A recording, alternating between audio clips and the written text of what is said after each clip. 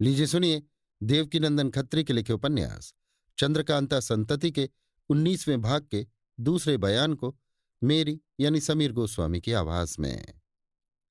कुंवर इंद्रजीत सिंह ने एक लंबी सांस लेकर भैरव सिंह से कहा, भैरव सिंह, इस बात का तो मुझे गुमान भी नहीं हो सकता कि तुम स्वप्न में भी हम लोगों के साथ बुराई करने का इरादा करोगे, मगर तुम्हारे झूठ बोलने ने हम लोगों को दुखी कर दिया है।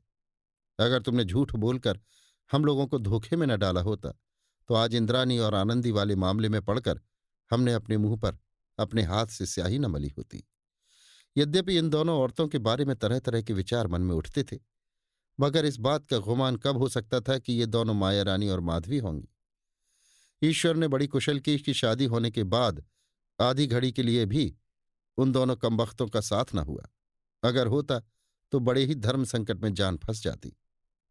मैं ये समझता हूं कि राजा गोपाल सिंह की आज्ञानुसार आजकल तुम कमलनी वगैरह का साथ दे रहे हो।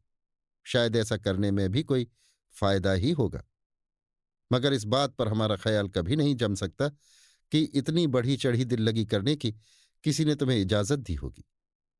नहीं नहीं, इसे दिल्लगी नहीं कहना चाहिए। ये तो इज्जत और हुर्मत को मिट्टी में मिला देने वाला काम है। भला तुम ही बताओ कि किशोरी और कमलनी वगैरह तथा और लोगों के सामने अब हम अपना मुंह क्यों कर दिखाएंगे। भैरव सिंह, और लोगों की बातें तो जाने दीजिए, क्योंकि इस तिलिस्म के अंदर जो कुछ हो रहा है इसकी खबर बाहर वालों को हो ही नहीं सकती।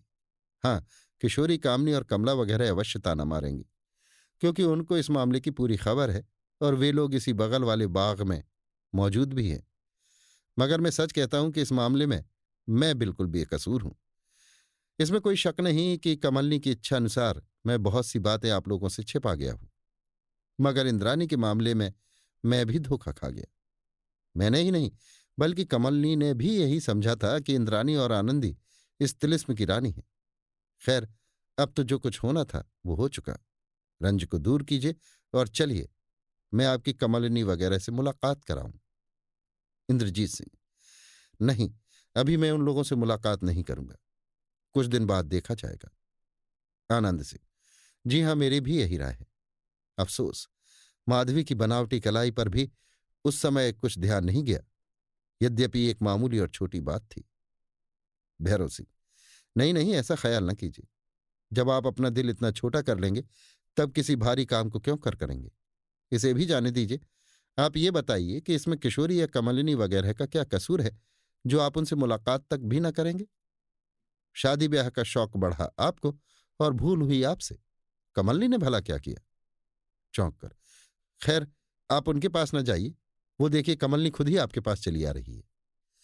कुंवर इंद्रजीत सिंह और आनंद सिंह ने अफसोस और रंज से झुका सिर उठाकर देखा तो कमलनी पर निगाह पड़ी, जो धीरे धीरे चलती और मुस्कुराती हुई इन्हीं लोगों की तरफ आ रही थी।